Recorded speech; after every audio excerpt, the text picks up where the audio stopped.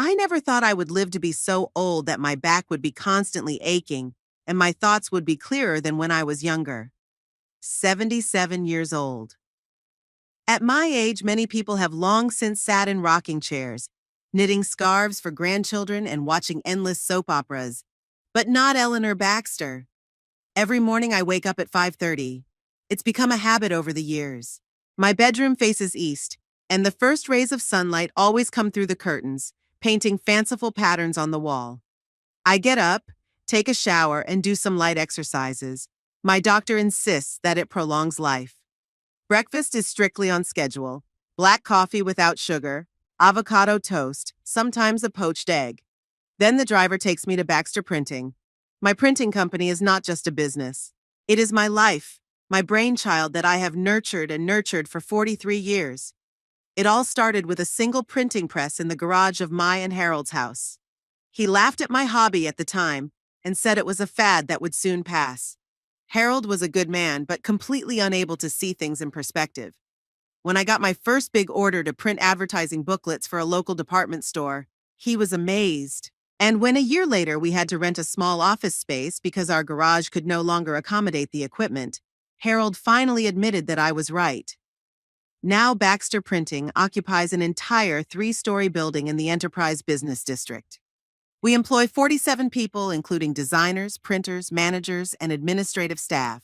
We print everything from business cards to glossy magazines, from corporate annual reports to exclusive gift publications. There isn't a serious company in our city that doesn't utilize our services. Harold didn't live to see true success. A heart attack took him when our son Garland was only 16. I was left alone with a teenager and a growing business.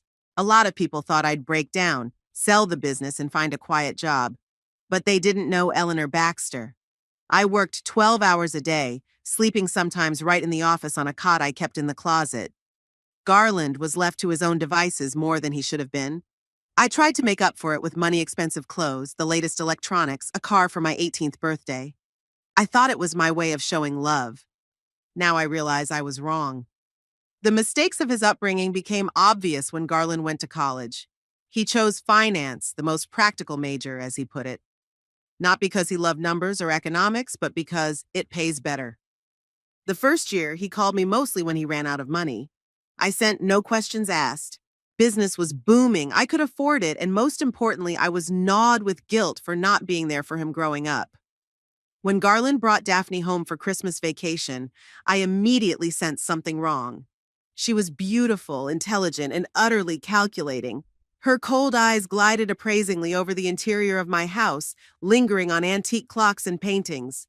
She asked about my business, not out of politeness, but probing the ground. How much is a company like that on the market now? Have you never thought of selling it? Would Garland be the sole heir? I answered evasively, but politely. After all, it was my son's choice. They married 2 years after graduating from college. It was a lavish wedding, Daphne insisted. I paid all the bills, including a honeymoon in the Maldives.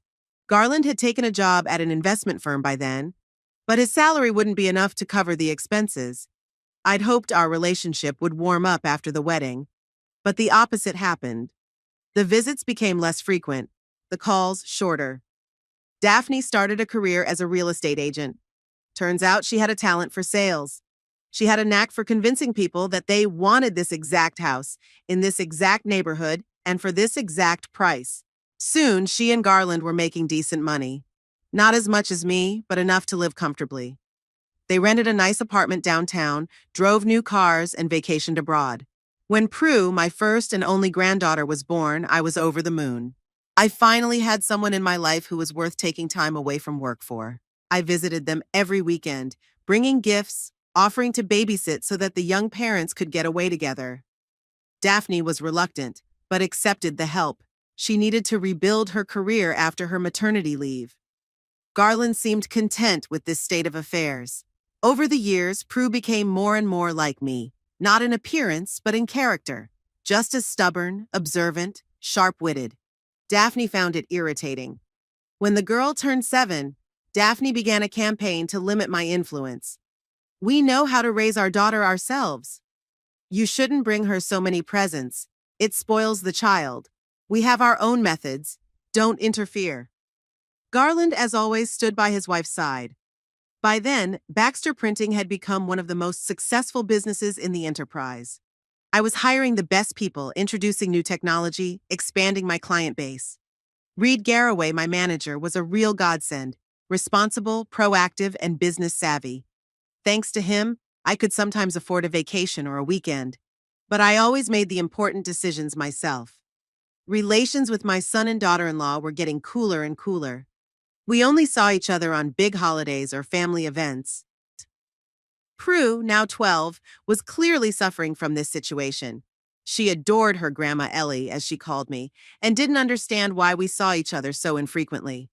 One day, Daphne called me herself, an unprecedented occurrence. Usually, all communication went through Garland. She was unusually sweet, asked about my health, about business, about plans for the future. And then, as if by the way, she told me that she and Garland had seen a house. A luxurious mansion in the most prestigious neighborhood of Enterprise, with a swimming pool, tennis court, and winter garden. A real palace, she chirped enthusiastically. But unfortunately, we can't afford it yet. I knew immediately what she was getting at. Daphne was a great manipulator, but I'd lived too long not to recognize that tactic. Still, the idea popped into my head. Maybe it's a chance to bond with my son, to show him that I love him no matter what, to give Prue a chance to grow up in the perfect environment.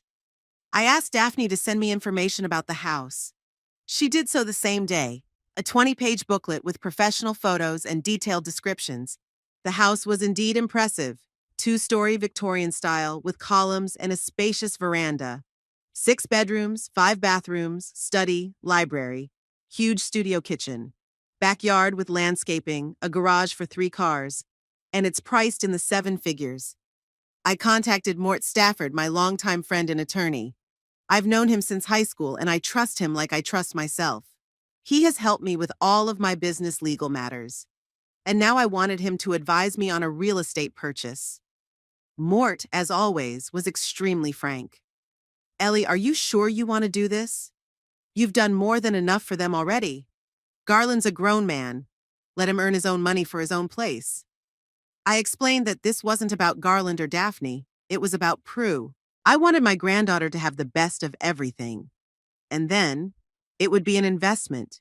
Real estate in a neighborhood like this is only going up in value. After much discussion, we came up with a plan. I would buy the house in my name, but let Garland and his family live there rent-free. My will would clearly state that upon my death, the house would go to Garland. That way, I will retain control of my estate during my lifetime, but my son will know that he will eventually receive this luxurious gift. When I voiced this decision to Garland and Daphne over dinner at the restaurant, the reaction was mixed. Daphne was beaming with happiness. She was already imagining how she would brag to her friends about her new address. Garland looked both pleased and annoyed. On the one hand, he was getting a fancy house for nothing. On the other, this was yet another instance of his mother showing her superiority and control. "Thank you, Mom," he finally said, smiling strainedly. "That's very generous of you. But are you sure you want to deed the house to yourself? Wouldn't it be easier to go straight to us? To avoid any unnecessary bureaucracy later?" I explained my position gently but firmly. The house would belong to me, but they could live there as if it were their own. All maintenance and utilities would be my responsibility. The will would clearly state that the house would go to him. Garland grudgingly agreed, and Daphne quickly turned the conversation to the plans for their new home. The transaction went smoothly. I paid full price. No mortgage. The Baxter Printing was making enough profit. Mort personally saw to the paperwork. In June of that year, Garland, Daphne, and Prue moved into the new house. Prue, who was 16 at the time, got the largest bedroom overlooking the garden. She called me every day, gushing about her new room, how nice it was to have her own pool and inviting friends over. For the first few months, it seemed like my plan had worked.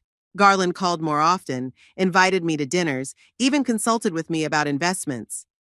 Daphne was a model of hospitality, showing me every new purchase for the house, every remodel.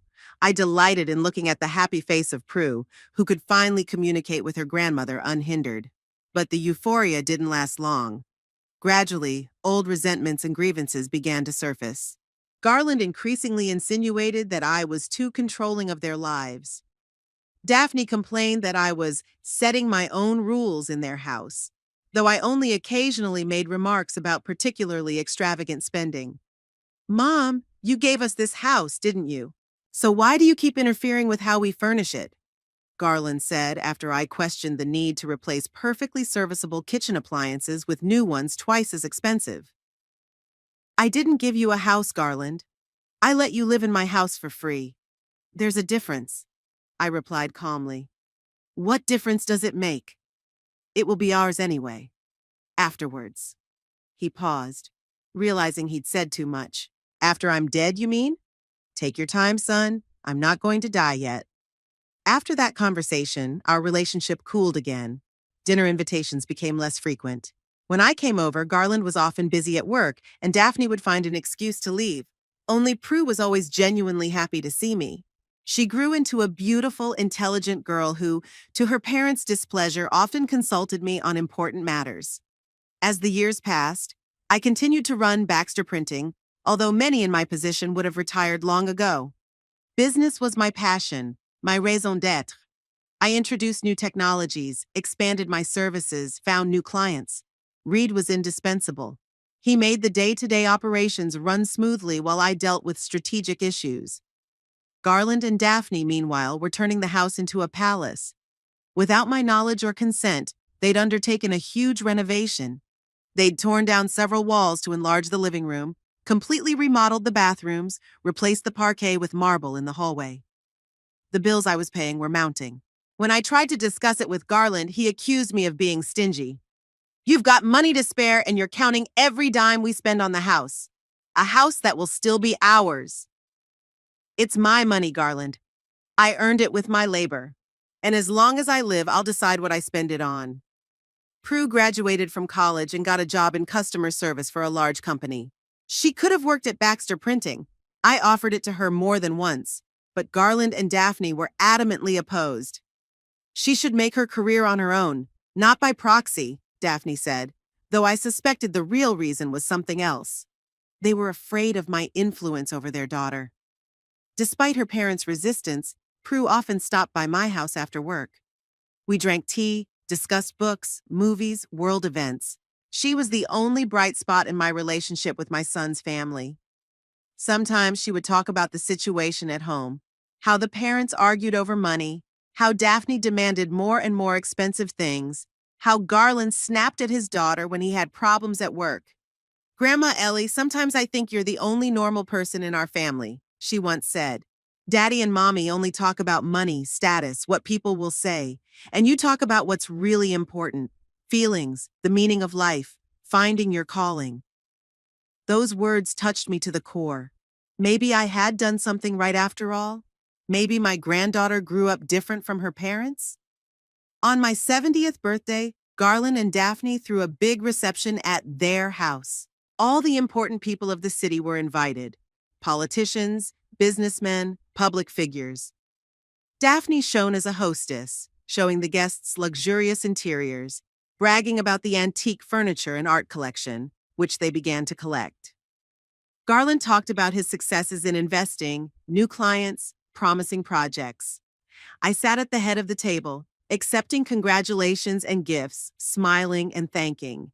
But a strange feeling of alienation was growing inside me. This was not my holiday.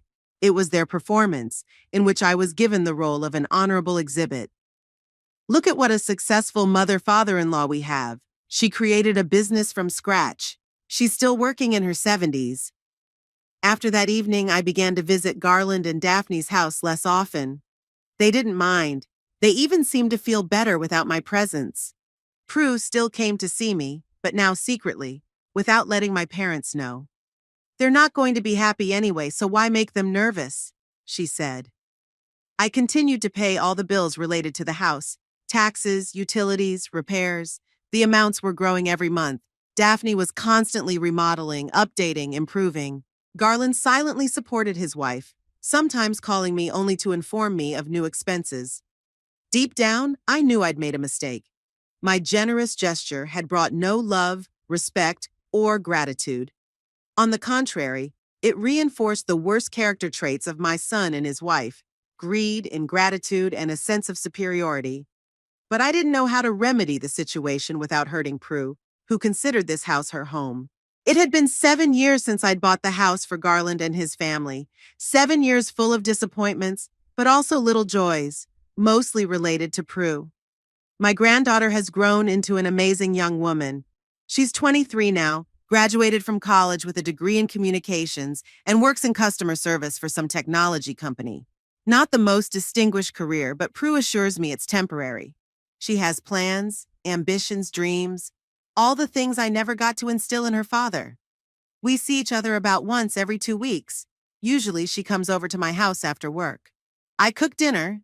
Yes, at 77, I still do just fine in the kitchen. Open a bottle of good wine and we talk about books, about movies, about politics, about her work, about my business. Sometimes, if I don't have the energy to cook, we order food from a restaurant or go out to dinner. Garland and Daphne know about these meetings, but pretend it doesn't concern them. My son stopped caring about my life a long time ago, and his wife doesn't even care. The only thing they care about is my money, or rather, how to get more of it as soon as possible. The house I bought for them is in constant need of improvements. At least that's what they say. They need a new heated swimming pool. They need to replace all the plumbing with Italian fixtures. They need to redo the conservatory. I've stopped getting into the details. I just pay the bills Garland sends me. It's easier than arguing and listening to him accuse me of being stingy and callous. Reed, my manager, has told me more than once that I'm too nice to them. "Mrs. Baxter, they're taking advantage of your generosity," he said recently as I was signing another check for roof repairs. "It's just a business decision, Reed," I replied. "Real estate in that neighborhood is only going up in value. All these improvements are driving up the value of the house." But we both knew it was an excuse. I had long ago stopped treating the house as an investment. Rather, it was a form of payoff. I was paying money so I wouldn't feel guilty about not being a good enough mother. Or maybe to have the right to see my granddaughter. I don't know which is sadder. My own life hasn't changed much over the years. I still run Baxter Printing, although I'm not in the office every day anymore. I control many processes remotely, trusting Reed to solve current issues. He doesn't let me down. The print shop is thriving, customers are happy, and profits are growing steadily. On the days when I do come to the office, the employees greet me with respect, bordering on fear. I know I have a reputation for being a tough boss. Well, you can't build a successful business without it. Not all decisions are popular, but someone has to make them. At home, I spend time mostly alone. I read, watch documentaries, sometimes go to the theater or to a classical music concert. I don't have many friends. Most of my old buddies are either dead or have moved closer to their kids in Florida or Arizona. The only one left is Mort, my trusty lawyer and counselor. We sometimes have dinner together, reminisce about our youth, discuss the news. He's a widower, I'm a widow, seemingly a perfect match. But there have never been romantic feelings between us, only a strong friendship tested over decades. Last month, I was sent another bill, this time for a complete reconstruction of the courtyard facade. The amount was astronomical even by my standards. I called Garland to get the details. "Mom, it's necessary," he said irritably, as if I'd already turned him down. "There's a wall started leaking in there because of improper drainage. If we don't make the repairs now, it'll be even more expensive later." I understand the need for repairs, Garland, but why is a complete rebuild of the terrace included in the estimate? It has nothing to do with the leak. If you're going to renovate, you should do it all at once so you don't have to go back on it. You're a businesswoman. You must realize it's cheaper to do it all at once. Cheaper for who? For me, this repair will cost the amount that could buy an apartment in the center of the city. Here we go again, he sighed. "Mom, if you feel sorry for the money, just say so. We'll manage on our own somehow." I knew it was a bluff. They didn't have that kind of money. Garland made good money, but he and Daphne spent most of it on maintaining a lifestyle that fit their idea of status. Expensive restaurants, designer clothes, country club memberships, annual trips to Europe. They wouldn't scrape together enough for a major home renovation. I'm not saying I'm short on money, Garland. I just want to know exactly what I'm spending it on. That's a normal desire, don't you think? If you don't trust me, come and see for yourself, he said with a challenge in his voice, clearly not expecting me to accept the invitation. Okay, I'll come this Saturday. Saturday? He was clearly confused. We kind of had plans. What plans, Garland? I mean, you just asked me to come. Yeah, but okay, fine. Come over on Saturday. Just let me know exactly what time so we'll be home. I'll call before I leave, I said and hung up. Putting the phone down, I wondered. Something in my son's voice made me wary. He clearly didn't want me to come over, but had been forced to agree, cornering himself with his own suggestion. What's going on out there? Are they hiding something from me? I decided not to call before I left. I'd show up unannounced, see how they really lived in my house. And I'd spend time with Prue. It had been a long time since the three of us had seen each other, and she usually came alone. I'd been busy all week. We were starting up a new digital printing line, and there were a lot of details to manage. Reed was on top of things, as always, but some issues required my direct involvement. By Friday, I was exhausted but satisfied. Everything was going according to plan. The first test orders had been completed successfully, and the customers were happy with the quality. Saturday morning, I woke up with the firm intention of going to Garland's. But first I called Prue. I wanted to make sure she'd be home. Grandma Ellie, how nice to hear from you. Her voice sounded surprised and happy. You don't call much on the weekends. Thought I'd check on you. Are you home today? Yeah, I'm not going anywhere all day. Why? I wanted to come over to your place to see that famous renovation your dad's always talking about. Oh, really? That would be great. It's been a long time since you've been to our place. When are you coming? About 3 o'clock, I think. Will your parents be home? A pause followed. Actually, no. They're having some kind of party at the country club. They're going away all day. Why? That was it. Garland had lied to me. They didn't have any plans for Saturday. He just didn't want me to come. That's okay. I'll still come over. I want to spend time with you. Great. I'll cook something delicious. Or should we order delivery? Let me bring something from your favorite Thai restaurant. Oh, you remember? I love their green curry with shrimp. Of course I remember. See you later, darling. I ended the conversation with a smile. Well, even better. We'll socialize with Prue without her parents' supervision. And I'd be able to look around the house anyway. The day was warm and sunny, perfect for a trip out of town. I wore a light silk dress, a wide-brimmed straw hat, and comfortable but elegant low-heeled shoes. Age had taught me to appreciate comfort, but that didn't mean I had to sacrifice style. The driver was already waiting for me downstairs. On the way, I stopped at a Thai restaurant and ordered Prue's favorite dishes. I placed the bags of food next to me on the seat and leaned back, enjoying the ride. Outside the window, the city scenery floated by, gradually changing to the suburbs. I rarely got out of the city center. My life revolved around work and home, so the trip was an adventure of sorts.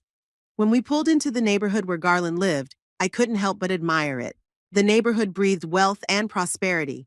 Manicured lawns, luxurious mansions, expensive cars in the driveways. My son had always aspired to such a life. Well, now he had everything he dreamed of, thanks to me. The thought was bitter, but I pushed it away. This is no time for regrets. Today I'm just a grandmother on her way to visit her granddaughter, and a homeowner who wants to see how her property is being used. Nothing more. But something was wrong. As I pulled up to the house, I noticed many cars parked along the street. The music was blaring so loud that it could be heard even in the car with the windows closed.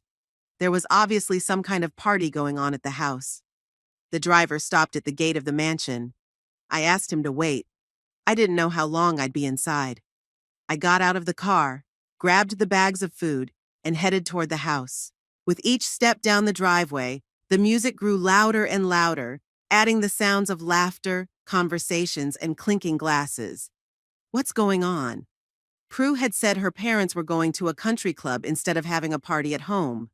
I walked up the steps and rang the doorbell.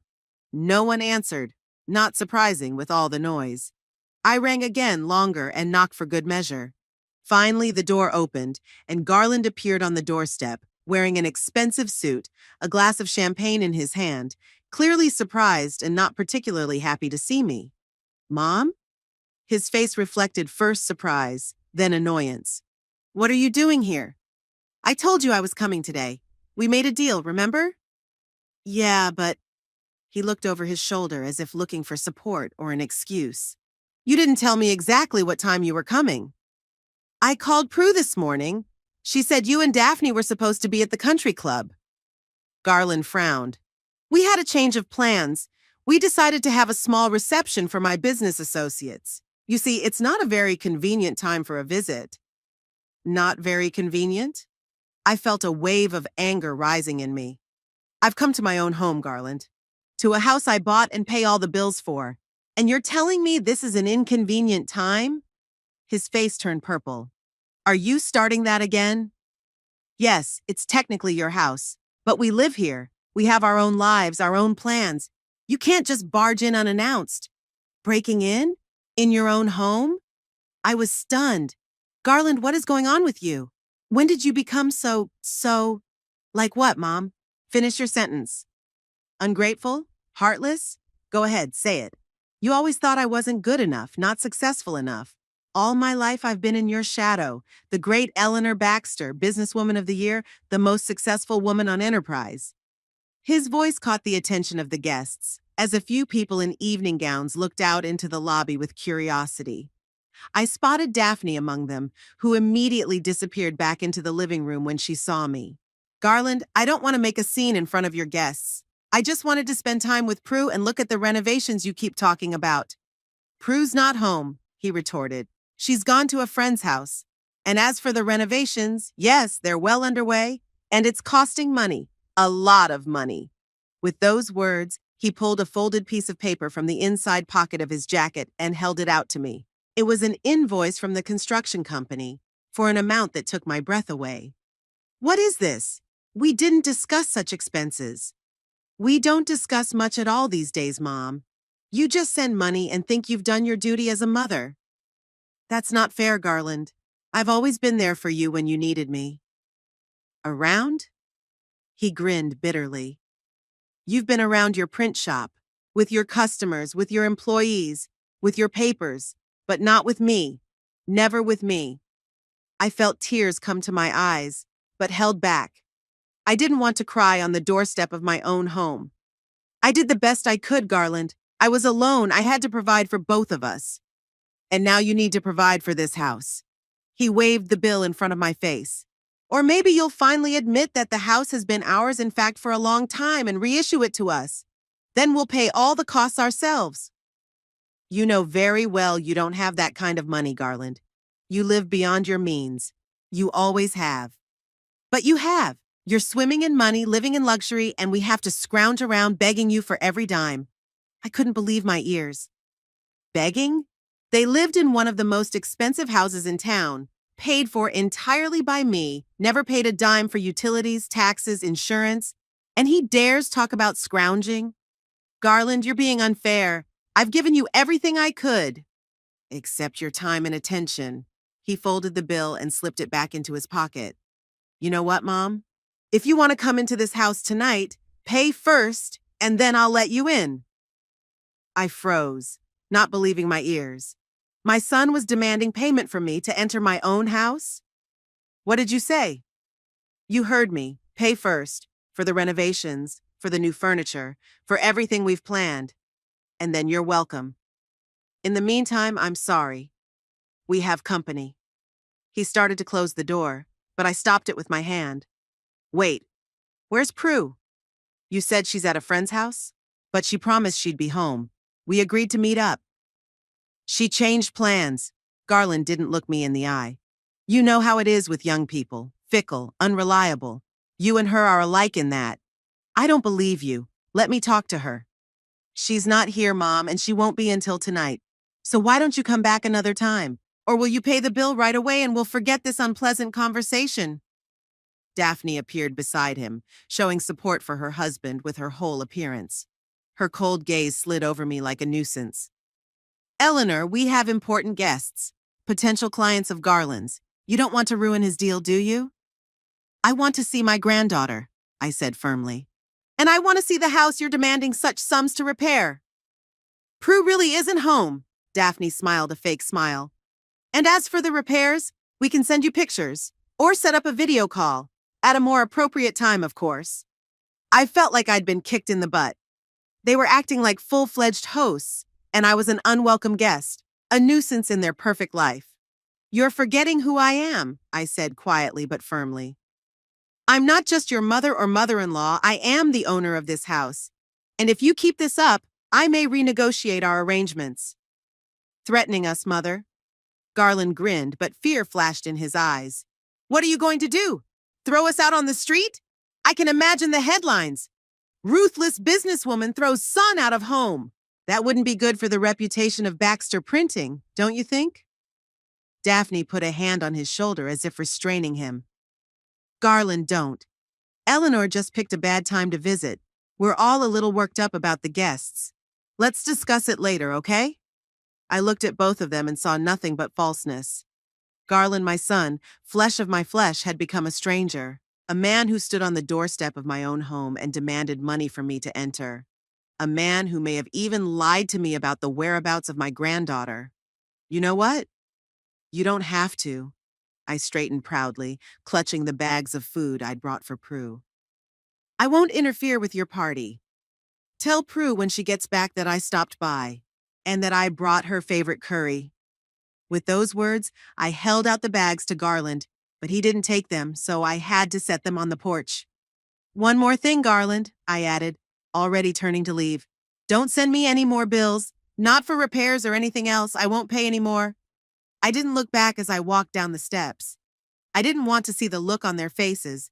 Triumphant or scared, it didn't matter anymore. I walked to the car, keeping my back straight, head held high.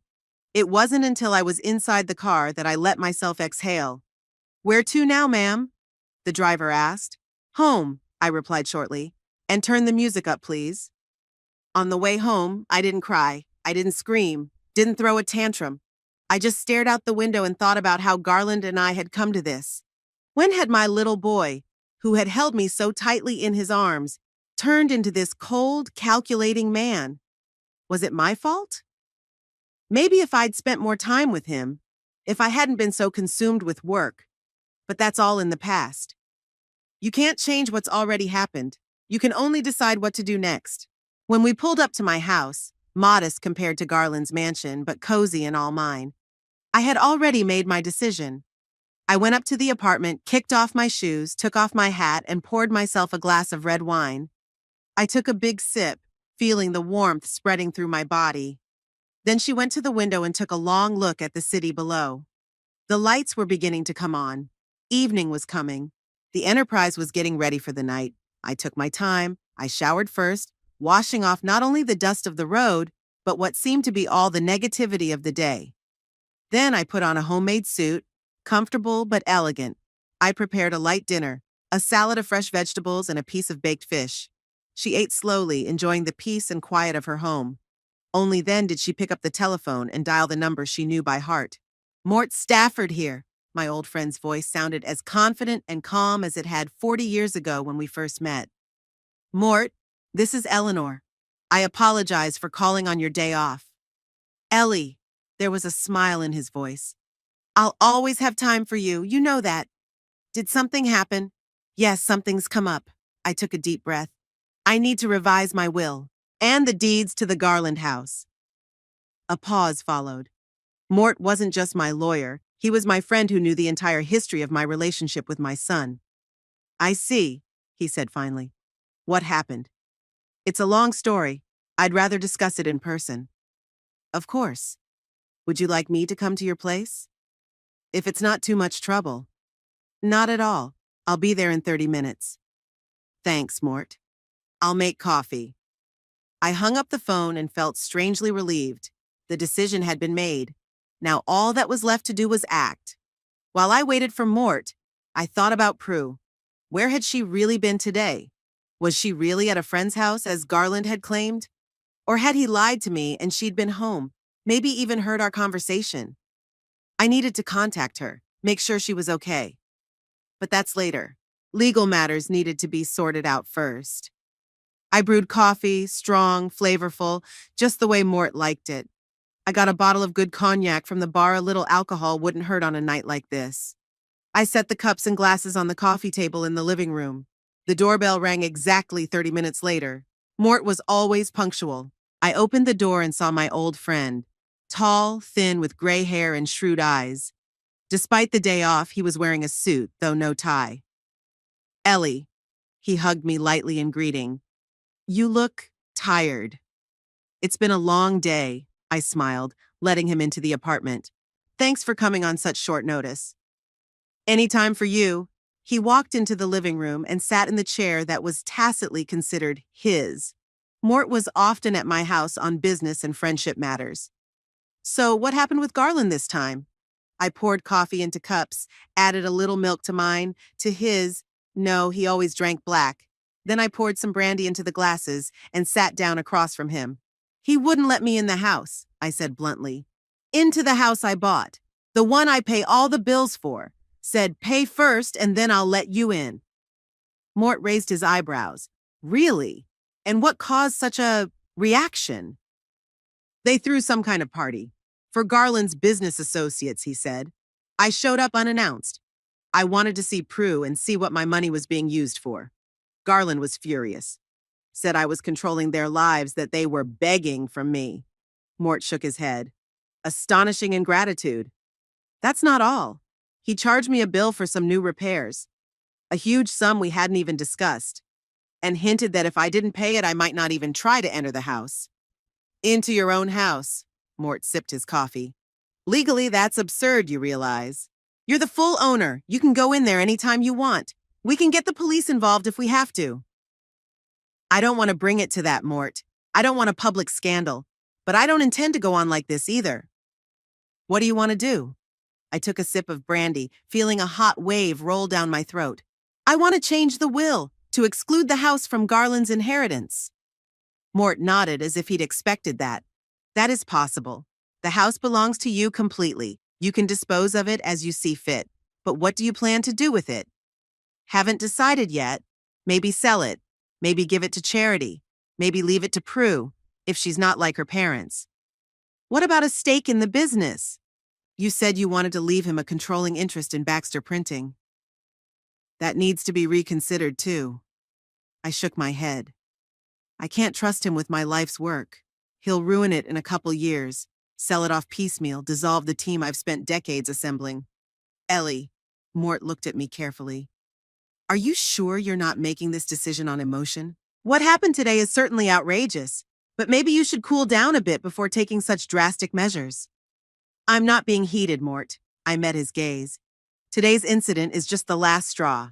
Years of ingratitude, manipulation, extortion. I thought that by buying them a house, I could mend the relationship. But it's only gotten worse. They take my generosity for granted as their earned privilege. That will never change. Mort sighed. I understand, and I'll support whatever decision you make. But let's still take our time. I'll prepare a draft of a new will, and we'll discuss the details. In the meantime, maybe you should talk to Prue, get her side of the story? You're right, I nodded. I'll talk to Prue first. She's the only one in that family I can still trust. Although, I'm not even sure about that right now. Don't judge her by her parents, Mort said softly. She always seemed like a sensible girl to me. Yes, she is. At least I hope so.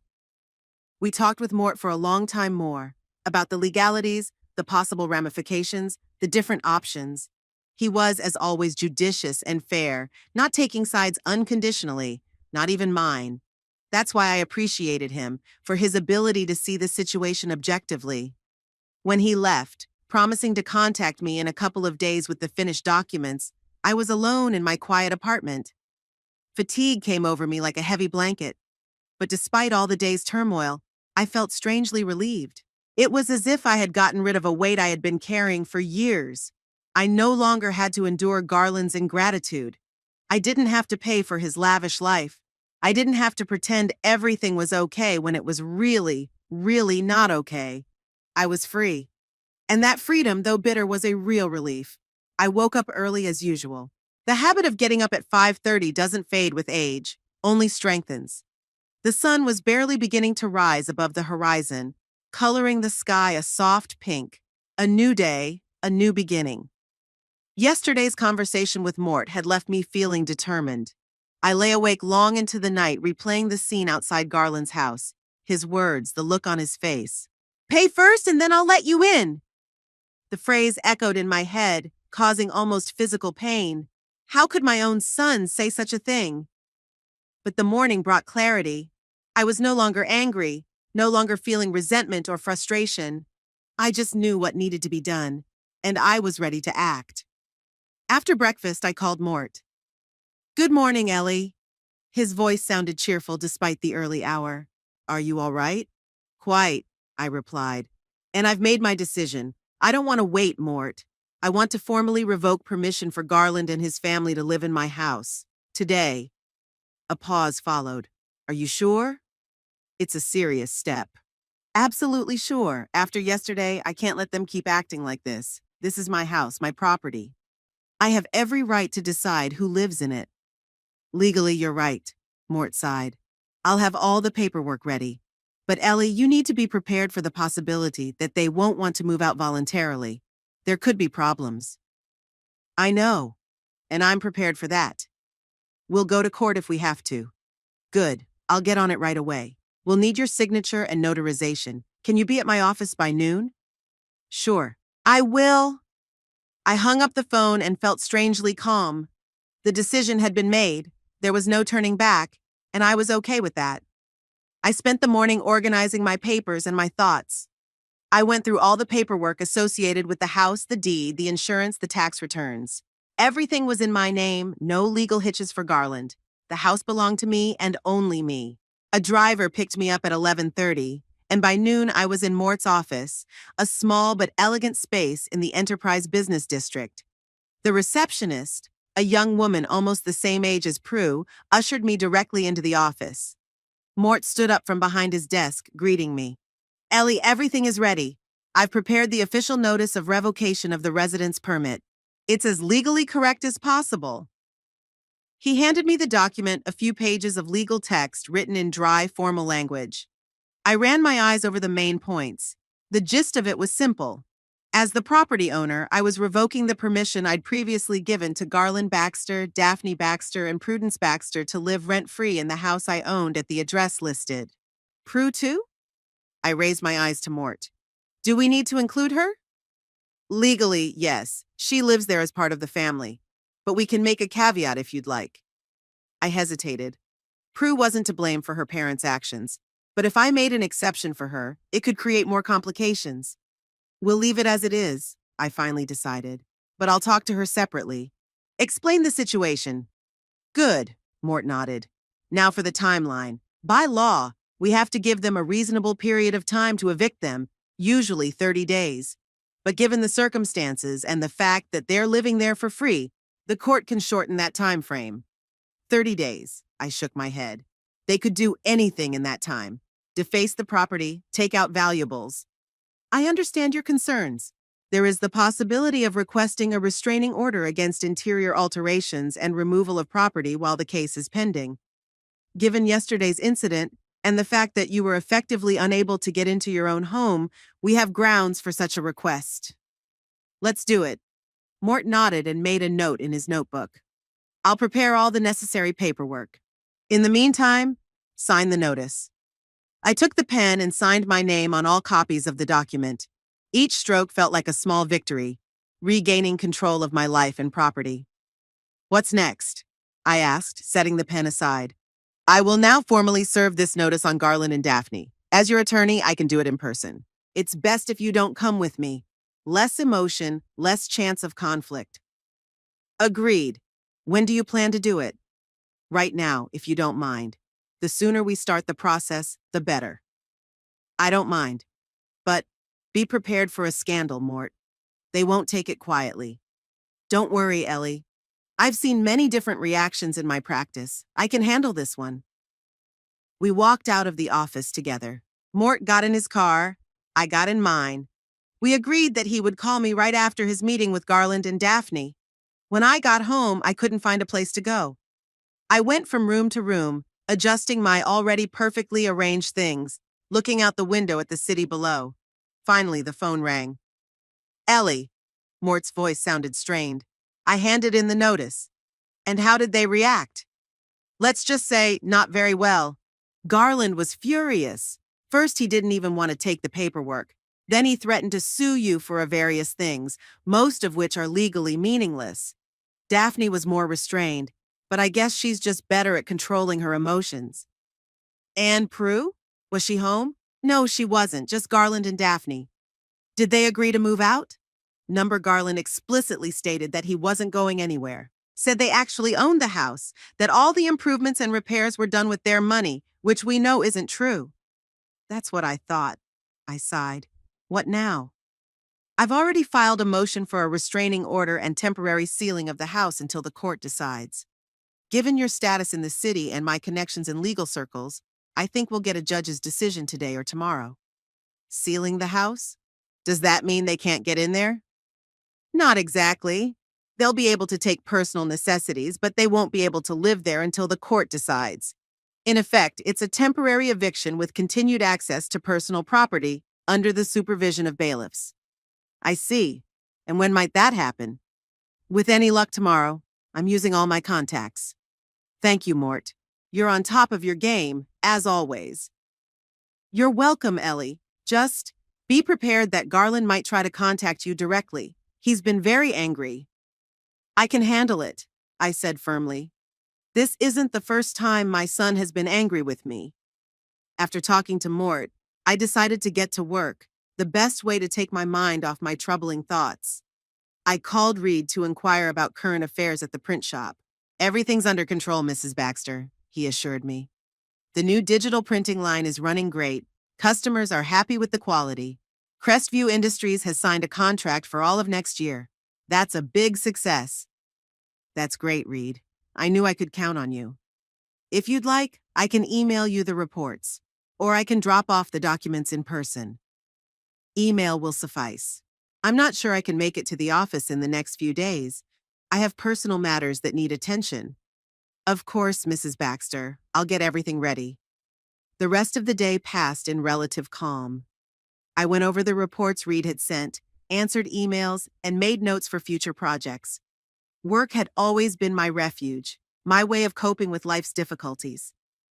In the evening, Mort called with good news. Judge Harrington signed the temporary restraining order. The bailiffs will arrive at the house at 10 tomorrow morning to officially notify you and begin the sealing process. So soon? Is that normal? In cases where there's a risk of property damage and a clear conflict between the owner and the occupants, the court can act quickly. Besides, don't forget your status in the city, Ellie. Being a respected businessman sometimes has its advantages.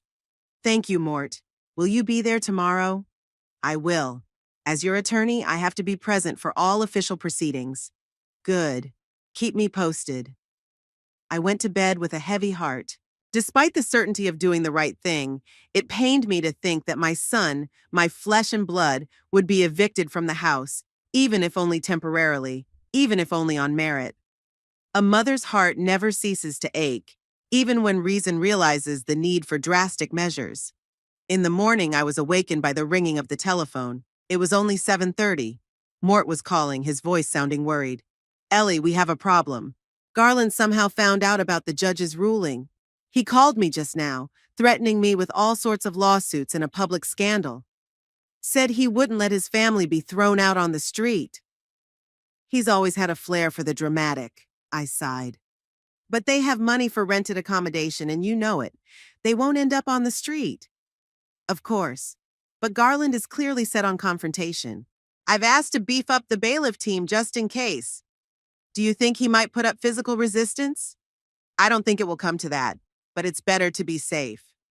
I spent the morning on pins and needles, constantly glancing at my watch. At 9:30, Mort called again. I'm in position. So are the bailiffs. We're just waiting for 10 o'clock to officially start the procedure. How's the situation? Tense. There's a small crowd outside the house. Neighbors. The curious. Someone even alerted the local press. Garland and Daphne are inside. Doors locked. Oh my God. I closed my eyes. Just what we need is a public scandal. I'll do my best to minimize the noise, but be prepared that it might make the local news. I understand. Do what you have to do, Mort. The next 2 hours dragged agonizingly long. I tried to distract myself with work, but I couldn't focus. I kept checking my phone, even though I knew Mort would call as soon as there was news. Finally, around noon, the phone rang. Done. Mort's voice sounded tired but satisfied. The house is officially sealed until the court rules. Garland and Daphne have been allowed to take the necessary personal items under the supervision of bailiffs. How did they react? Garland was furious, yelling, threatening. Daphne kept a more subdued demeanor, but I could see she was also very angry. They took clothes, papers, some valuables. Everything else stayed in the house under seal. What about Prue? Did she show up? No, she hasn't. Garland said she spent the night at a friend's house. I see. I felt a prick of worry. It was the second day I hadn't been able to contact my granddaughter. Where is she? What's wrong with her? No sooner had I hung up after talking to Mort than the phone rang again. This time it was Garland. I took a deep breath, preparing myself for an unpleasant conversation, and answered. Mom, his voice shook with barely contained anger. How could you? How could you kick us out of the house like some vagrants? Garland, this is my house. You said yourself yesterday that I had to pay to enter it. Well, I've found another solution. You humiliated us in front of the whole town, in front of the neighbors, in front of my business associates. Do you realize what you've done? Do you realize what you did when you wouldn't let me into my own house? When you demanded money from me to get in? When you said I was stingy and controlling even though I've been paying for all your whims for years? Mom, please. His tone suddenly changed, becoming almost pleading. It was all Daphne's doing. She's the one who turned me against you. She kept saying that you should give us more, that you control us through money. I just succumbed to her influence. Don't blame it all on your wife, Garland. You're a grown man and you're responsible for your words and actions. I know, Mom, and I apologize for yesterday. I wasn't myself. That party, the business associates, the stress. I said things I didn't really mean. You seemed quite sincere.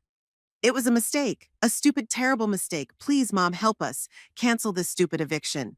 We can't live in a hotel. It would ruin our reputation. You can rent an apartment or a house. You have the money for that. But not like our house. Not in a neighborhood like this. My clients are used to seeing us successful, wealthy. If we suddenly moved into some average apartment, it would raise questions. Are you more worried about what your clients will think than what you did to your mother? No, of course not. Mom, please, I'm begging you, give us another chance. We'll fix this, I promise. I remained silent as I listened to his pleas. Part of me wanted to believe that he was truly remorseful, that things really could be fixed, back to normal. But the other part, the more rational part, remembered all the years of manipulation, the ingratitude, the constant demands. Garland, I'll think about it, I said finally. But I'm not promising anything, and I need to talk to Prue. Where is she? Prue? There was a strange note in his voice. She's at a friend's, worried about the whole thing. Give me her phone number. I want to make sure she's okay. Why? You don't even trust me with that? After yesterday, I have a right to doubt, Garland. Okay. I'll text you her number, but Mom, please think about our request. We're really remorseful. I already said I'd think about it. I hung up the phone and took a deep breath. The conversation with Garland had left a heavy residue. His sudden remorse seemed too convenient, too timely. No sooner had the bailiff sealed the house than he was already calling with apologies and pleas for help. A few minutes later, a text arrived with Prue's phone number. I immediately dialed it but got to voicemail. I left a message asking him to call me back as soon as possible. In the evening, when I had just about given up hope of hearing from my granddaughter, the doorbell rang. I opened it and saw Prue, pale, with eyes reddened with tears, but determined. Grandma, she threw herself around my neck. I'm sorry I haven't responded. I just now saw your message. Prue, dear. I hugged her, feeling the tension of the last few days begin to let go. Come in, come in. You look exhausted. She walked into the apartment and sank down on the couch in the living room as if she didn't have the strength to stand. It's been a nightmare, Grandma. First that party, then the bailiffs, the eviction. My parents are furious. Dad blames Mom, Mom blames Dad, both blame you. And you? Do you blame me too? Prue looked up at me. Number, I know they drove you to this. I tried to warn them not to treat you like that, but they wouldn't listen. Where were you yesterday? Your father said you were at a friend's house. I was at home, Grandma, upstairs in my room. Heard you talking on the porch, wanted to go out, but Dad forbade it. Said it was grown-up talk and I should stay in my room. Oh, Prue, I shook my head. I'm so sorry you had to go through that. Don't apologize, Grandma. It's not your fault, she sighed. You know, I've wanted to tell you something for a long time, but I was afraid to. Afraid you'd be upset that it would ruin the family. But now that it's turned out like this... What, Prue? What did you want to tell me? She swallowed as if gathering her wits. Your parents have long discussed getting you to sign the house over to Daddy while he was alive. Mom said once the house was officially ours, they'd sell it and buy something even better, in Bel Air or Belhaven, and they'd invest the difference in some business. I froze. This was even worse than I thought. They weren't just taking advantage of my generosity. They were planning to get rid of the house I'd bought for them with so much love and hope. Are you sure? You've heard it from them yourself? Yes, more than once. They thought I was wearing headphones or sleeping, but I heard it. Mom kept pushing Dad, telling him to be more decisive, that you're not forever, and you need to get the house while you could still sign the papers. While I'm still alive, you mean? Prue nodded, tears welling up in her eyes. I'm sorry, Grandma. I should have told you sooner. Don't blame yourself, dear. You were in a terrible position between your parents and your grandmother. No one should have to make that choice, especially at your age. What's going to happen now, Grandma? To the house? To all of us? I took a deep breath. Honestly, I haven't decided yet. The house will stay sealed until the court decides. Then we'll see. What about me? Am I not allowed to live there too? Technically, yes, the ban applies to everyone. But we'll figure something out, Prue. You can always stay here with me. Really? Her eyes lit up with hope. You don't mind? Of course not. I have plenty of room and I always enjoy your company. Thanks, Grandma. She hugged me again. I was so afraid you'd turn your back on all of us now, including me. Never, Prue. Nothing is ever your fault. And I'll always love you, no matter what happens. We spent the evening together, ordering pizza, watching old movies, talking about everything in the world. Prue was slowly relaxing, becoming more like herself, a lively, intelligent girl with a sharp mind and a kind heart. When she finally drifted off to sleep in the guest bedroom, I was alone in the living room, thinking about everything I'd learned. Garland and Daphne's plan to sell the house I'd bought with so much love. It was the final betrayal, the last straw that had overflowed the cup of my patience. Garland called several more times that evening, but I didn't answer. I needed time to think, to decide what to do next. It was a week after Garland's house was sealed. Prue stayed to live with me. Temporarily, she said, but I hoped for a long time. I loved her presence in the house. For the first time in years, I didn't feel lonely in the evenings. In the morning, I usually left for the print shop and Prue went to work. In the evening, we'd have dinner together, discuss the day's events, watch movies, or just talk. She turned out to be a surprisingly interesting conversationalist. Well-read, with a sharp mind and a fresh view of the world. Sometimes I wondered what my daughter might have been like if fate had ordered it differently. Garland called every day, sometimes several times. I didn't always answer, only when I felt strong enough to endure another round of reproaches or pleas. He threatened a lawsuit and a public scandal, or begged for forgiveness and leniency. I listened calmly, not letting my emotions get the best of me, and each time I answered the same thing. I haven't made a final decision yet. I need time to think. Mort, meanwhile, was preparing the court documents and a new will. We met several times discussing the details.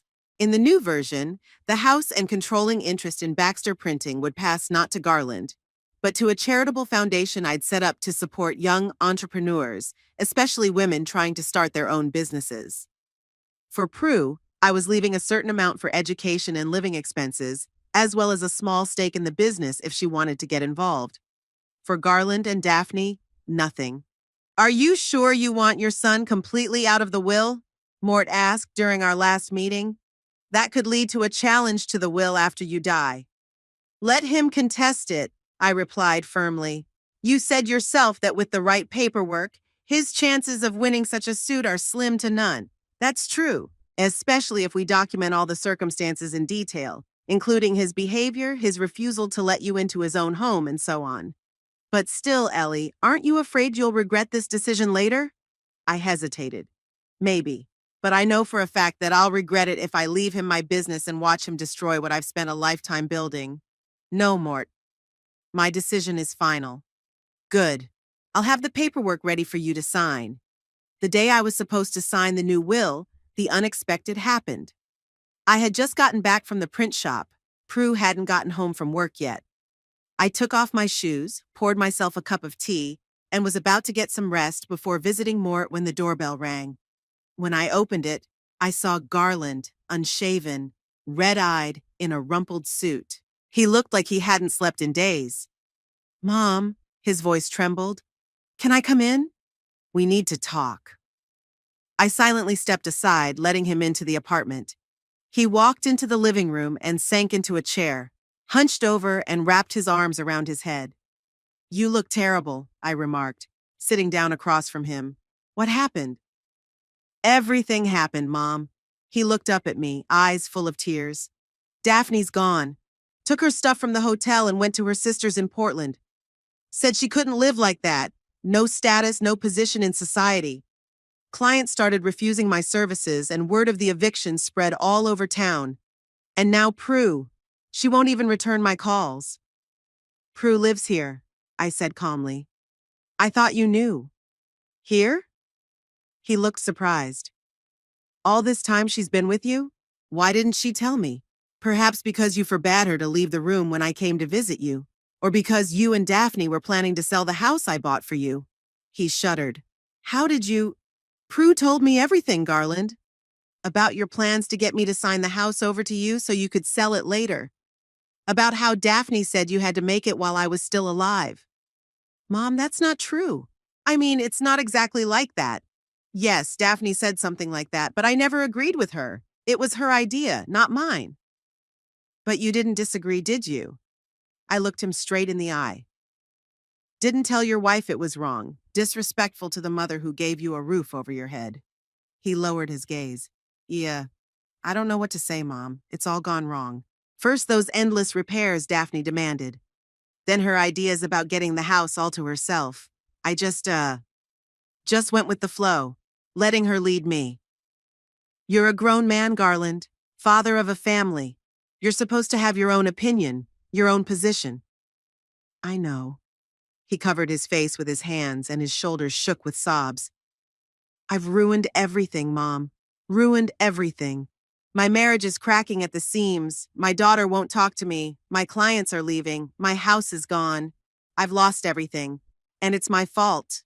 I looked at my son, broken, sobbing, admitting his guilt, and part of me wanted to go over and hug him, comfort him like I did as a child. But the other part, the more judicious part, remembered all the years of manipulation, the ingratitude, everything I'd been through because of him. What do you want from me, Garland? I asked bluntly. He lifted a tear-stained face. Help me, Mom. Please. Give me another chance. I'll make it up to you, I swear. I'll be a better son, a better father. I'll get Daphne back. I'll make things right with Prue. But I need your help. I need a home. I need my old position in society. You mean you need my money and my status? I clarified. No, not only that. I need you, Mom. Your support, your wisdom. I've realized how much you and our family mean to me. I don't want to lose you. I was silent, looking at him. Was he sincere? Or was this another manipulation, an attempt to regain a comfortable life at my expense? Garland had always been a good actor, good at eliciting pity when he needed it. I'm going to change my will, I said finally. What? He straightened up, wiping away tears. What does that have to do with the most direct? I'm going to Mort's to sign new documents. The new version won't give you a house or a share in the business. His face changed. Shock, disbelief, then anger. You can't do that. I'm your son, your only child. I can and I will. All my assets will go to a charitable foundation I've set up. It will support young entrepreneurs, especially women starting their own businesses. The only thing I'll leave to my family is a small amount for Prue's education. And me? You're going to leave your own son penniless? You have a profession, Garland. Education, experience, connections. You're quite capable of supporting yourself on your own. And perhaps you'll only learn to appreciate what you have when you earn it by your own labor. He jumped up, his face flushed with anger. You can't do this to me. It's not fair. I am your flesh and blood. That's why it pains me so much to make this decision. I stood up too, looking him straight in the eye. But I won't let you squander what I've spent a lifetime building. My print shop, my home, everything I've built isn't just money or possessions. It's a part of me, my labor, my sacrifices, and I want it to serve a worthy purpose, not just to satisfy your and Daphne's ambitions. You'll regret this, he hissed. I'll contest the will. I'll get the best lawyers, prove that you were incapacitated, that Mort manipulated you. You can try, I shrugged. But be warned, I have witnesses to your behavior, recordings of our conversations, documentation of all the expenses I've paid over the years, and most importantly, Prue, who will confirm your and Daphne's plans for the house. He turned pale. Prue won't testify against her own father. She's already told me everything, Garland, and I think she'll tell the court if she has to. She's tired of being lied to and manipulated. We stood across from each other, mother and son, bound by blood but separated by a chasm of mutual misunderstanding and resentment. I could see different emotions flickering in his eyes. Anger, fear, despair. Finally, he slumped his shoulders as if giving up. What can I do to change your mind? He asked quietly. There has to be some way back. There probably is, I replied after a pause. But not right now. Right now, I need time and space. You do too. Think about your life, about your values, about how you've treated me all these years. And if you ever really change, not in words, but in deeds, then we'll talk again. And the house? You'll let us go back? Number the house will stay sealed until the court decides. Then I'll probably sell it. There are too many bitter memories. But where will we live? I can't stay in a hotel forever. Get an apartment, Garland, or a small house according to your means. Learn to live on your own without my financial support. He looked at me as if he didn't recognize me. You've changed, Mom. You've gotten tougher. Not tougher, wiser. I've finally realized that by indulging you, I wasn't helping you, I was hurting you. True love isn't just about giving. Sometimes it means saying no, setting boundaries, letting a person face the consequences of their actions. He was silent, digesting my words. Then he nodded slowly. I understand. I don't agree, but I understand. I'll try to change, Mom. I really will. Not for the money or the inheritance, but for us. You, me, Prue, for the family. I hope so, Garland. I sincerely hope so. When he left, I stood at the window for a long time, looking out at the city below. I felt strangely calm, as if I'd shed a heavy weight I'd been carrying for years. For the first time in a long time, I was completely honest with my son and with myself. No compromises, no concessions, no self-deception. I went to Mort and signed the new will. He asked no questions, seeing my determined mood. Only at the end, when all the formalities were completed, he asked, Are you all right, Ellie? More than okay, I replied with a smile. For the first time in years, I feel like I'm doing the right thing. Months passed. Life took on a new direction, calm, measured, but not without joy and meaning. Prue came to live with me, not temporarily, but permanently. She enrolled in evening design courses while still working during the day. I watched her blossom away from the toxic atmosphere of her parents' home, becoming more confident, discovering her talents. Sometimes we'd stop by the print shop together. I showed her how the business worked, introduced her to the employees, and explained the principles of management. She was genuinely interested and asked intelligent questions. Reed was delighted with her. At last, a worthy heir for Baxter Printing, he said. I didn't rush things, didn't press my granddaughter. If she wants to carry on my business, fine. If she chooses a different path, that's her right too. The main thing is that she should be happy. Garland. Garland tried to change in his own way. He rented a small apartment, started rebuilding relationships with his clients. Daphne never came back, filed for divorce, and stayed in Portland. He came to Prue and me once a week for dinner. These meetings were still tense, but gradually grew warmer. Sometimes, in moments of candor, he would confess that he was only now beginning to realize the value of what he had and had lost. I've always taken your support for granted, Mom, he would say. I never thought about how much labor was behind the money you gave me so easily. I didn't change my will. Maybe someday, if Garland really did change. But not now. Right now, it was more important to focus on the present. On my business, which was still thriving under my leadership, on my relationship with Prue, on my own life, which suddenly had new meaning,